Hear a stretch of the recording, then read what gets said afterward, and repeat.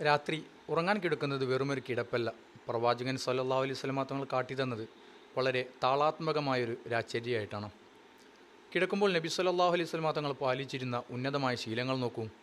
ഉറങ്ങാൻ കിടക്കുമ്പോൾ അവിടുന്ന് വലതു കൈപ്പത്തി വലതു കവിളിന് കീഴിൽ വെക്കുക പതിവായിരുന്നു അത്രേ. ഖാന ഇദാ അഖദ മളജാഹു വലാ കഫൗൽ യുംന തഹ്ത ഖദ്ദിൽ അയ്മൻ. കൂടാതെ റബ്ബിഖ് ഇന്നി അദാബക യൗമൻ തുബഅസു ഇബാദക്.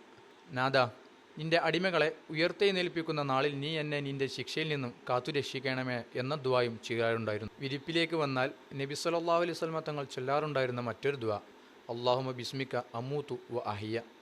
ഉണരുമ്പോൾ അൽഹംദുലില്ലാഹില്ലദി അഹ്യാന ബഅദമ അമാതന വ ഇലൈഹി നുശൂർ എന്നും അവിടുന്ന് ചൊല്ലാറുണ്ടായിരുന്നു.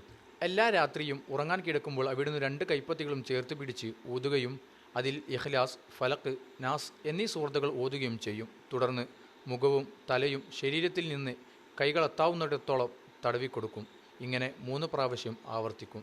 യാത്രയിലെ വിശ്രമവേളകളിൽ രാത്രിയാണെങ്കിലും അവിടുന്ന് വലതുവശത്തേക്ക് ചെരിഞ്ഞു കിടക്കും. ഇൽത്തജ ആല ഷഖീൽ ഐമൻ.